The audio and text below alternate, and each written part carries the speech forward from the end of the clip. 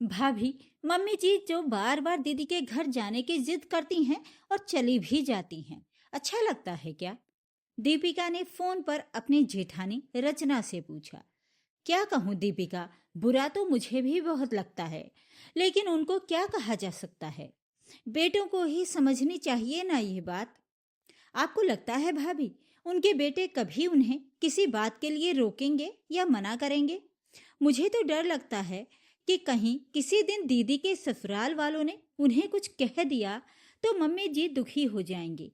वैसे भी लोग यही सोचते होंगे ना कि बहुएं ठीक से ख्याल नहीं रखती, तभी तो सासू माँ बेटी के घर रहने चली जाती हैं। बेचारी मम्मी जी तो दोनों तरफ से ही बदनाम हैं। दीपिका बोली। खैर, अब कब आने का बोला है मम्मी जी ने? कल बात हुई थी तो कह रही थी अगले महीने आऊंगी, तब तक ठंड भी कम हो जाएगी। अब देखते हैं क्या होता है। आपको पता है भाभी, मैंने तो दीदी को भी कह दिया कि पता नहीं कौन सा दुख देते हैं मम्मी जी को, मैं और भाभी, जो वो बार बार आपके पास चली जाती हैं। मैं और आप तो अपने कर्तव्य उनके प्रति तन मन धन से निभाते हैं, पर लोग तो यही कहते होंगे कि बहुएं कष्ट देती हैं, तभी तो मम्मी जी बेटी के घर रहना पसंद करती हैं। और दीदी ने क्या कहा? वो बोली, नहीं भाभी, ऐसी कोई बात नहीं है। मम्मी जी तो आप दोनों की बहुत तारीफ करती हैं। हो सकता है बेटी के घर नया नया आना उन्हें अच्छा लगता हो।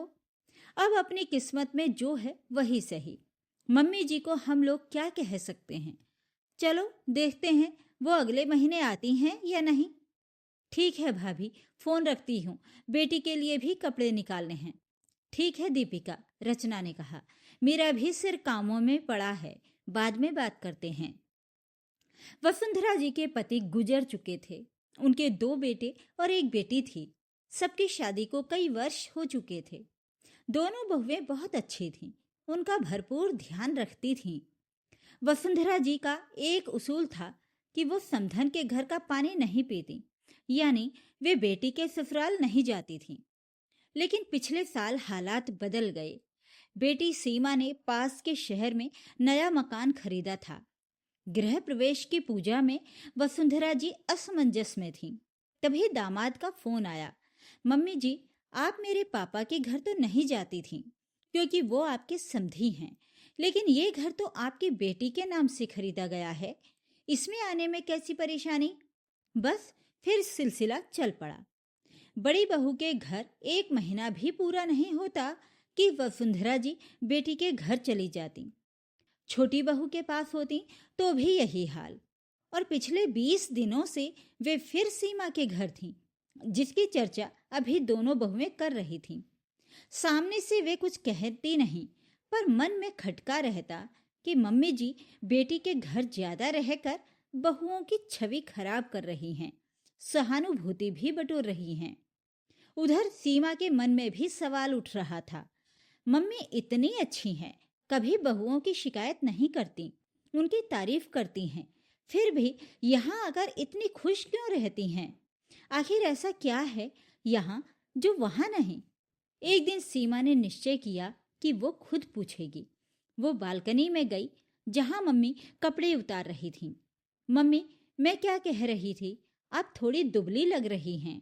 मुझे तो लगता है 2-4 किलो बढ़ गया है। मेरा शरीर भारी लगने लगा है। वसुंधरा जी मुस्कुराईं। आपको पता नहीं चलेगा मम्मी, लेकिन देखने वालों को पता चलता है। अब आपकी बहुएं कहेंगी, गोलू मोलू मम्मी जी को भेजा था, नंद ने दुबली कर दी। वसुंधरा जी हंस दी। अरे वहां ऐसा क्या खाती थी जो यहाँ नहीं खाती? मैं ठीक हूँ, दुबली नहीं हुई हूँ। मम्मी, खाना तो वही है, पर यहाँ आप दिन भर व्यस्त रहती हैं। कभी रूम सजाती हैं, कभी अलमारी ठीक करती हैं, कभी दीवान खोलकर व्यवस्थित करती हैं, कभी किचन की सफाई। दिन भर इतना काम करोगी तो दुबली तो हो ही जाओगी। सच कहूँ बेटा, वसुंधरा जी ने कहा, मेरी दोनों बहुएं बहुत अच्छी हैं। भगवान सबको ऐसी बहुएं दे। समय पर चाय नाश्ता खाना सब कुछ, मेरे कपड़े दवाइयाँ जरूरतें सबका ख्याल रखती हैं। मुझे कुछ करने ही नहीं देती। तो फिर मम्मी परेशानी क्या है? बस यही तो मेरा दुख है बेटा। वसुंधरा जी ने गहरी सांस ली। मुझे सब कुछ मिलता है, खाना, प्यार, सम्मान, पर अधिकार नहीं। मुझे हमेशा लगता है जैसे मैं उनके घर की मेहमान हूं। कैसा अधिकार मम्मी? सीमा ने पूछा। देख बेटा, बड़ी बहू रचना ने हर काम के लिए नौकर रखे हैं। वो अपने बुटीक में व्यस्त रहती है तो दिन भर घर में नौकर चाकर रहते हैं। हर चीज पर ताला लगा होता है, बर्तन, रसोई, यहाँ तक कि डिब्बे तक। और छोटी बहू इतनी परफेक्टनिस्ट है कि हर काम खुद करना चाहती है। बर्तन काम वाली से धुलवा कर खुद धोती है, झाड़ू पोछे के बाद खुद सफाई करती है। उसके घर में कुछ करने की गुंजाइश ही नहीं बचती। तेरे घर में मुझे किसी चीज की रोक नहीं है। जो चाहूं कर सकती हूँ, सजा सकती हूँ, सहेज सकती हूँ, रख सकती हूँ, और तू तारीफ भी करती है। यही अधिकार मुझे वहां नहीं मिलता। सीमा मुस्कुराई। मम्मी, शायद भाभियों को लगता होगा कि आपकी उम्र ज्यादा हो गई है। आप काम करोगी तो थक जाओगी, इसलिए रोकती होंगी। हो सकता है बेटा, वसुंधरा जी बोली। लेकिन मैं भी तो जीती जागती इंसान हूँ। बैठे बैठे कितनी देर किताबें पढूं, कितना टीवी देखूं, कितनी बातें करूं। मंदिर भी बस शाम को जाना होता है। जब तक कुछ काम न करूं, दिन अधूरा लगता है। व्यस्त रहने से मुझे जीवन का उत्साह मिलता है। वसुंधरा जी के होठों पर एक सुकून भरी मुस्कान तैर गई। अब सीमा समझ चुकी थी कि माँ को केवल प्यार, सम्मान और सुविधा नहीं चाहिए, व्यस्त रहने और योगदान देने का अधिकार भी चाहिए। सीमा देर तक बालकनी में खड़ी रही। मम्मी जी कपड़े तह करके अलमारी में रख रही थी, जैसे कोई अपने ही घर में करता है। न झिझक, न संकोच। तभी सीमा के मन में एक टीस सी उठी। तो यही फर्क है, उसने मन ही मन कहा। माँ को आराम नहीं, जरूरत है। शाम को सीमा ने दोनों भाभियों को एक ग्रुप कॉल पर जोड़ा। औपचारिक बातें हुई, फिर सीमा ने सीधे बात छेड़ दी। भाभी, आप दोनों को बुरा न लगे तो एक बात कहूं? रचना और दीपिका दोनों चौंक गईं। कहो न सीमा, कैसी बातें? रचना ने कहा, मम्मी जी को हम सब बहुत प्यार देते हैं, ख्याल रखते हैं, लेकिन शायद उनसे उनका हक छीन लेते हैं। फोन पर कुछ पल की चुप्पी छा गई। मतलब? दीपिका ने धीरे से पूछा। मतलब ये कि हम उन्हें काम करने से रोकते हैं, चीजें छूने से रोकते हैं, घर को अपना मानने ही नहीं देते। वो शिकायत नहीं करती, लेकिन अंदर ही अंदर घुटती हैं। रचना का स्वर बदल गया। सीमा, हम तो सोचते थे कि मम्मी जी उम्र दराज हैं, उन्हें आराम चाहिए।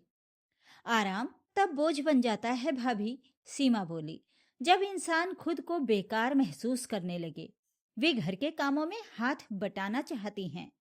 उस रात रचना बहुत देर तक जागती रही। उसे याद आया कैसे मम्मी जी हर डिब्बा खोलने से पहले पूछती थीं, कैसे रसोई में घुसते ही वो अनायास कह देती थीं, मम्मी जी रहने दीजिए, काम वाली कर देगी।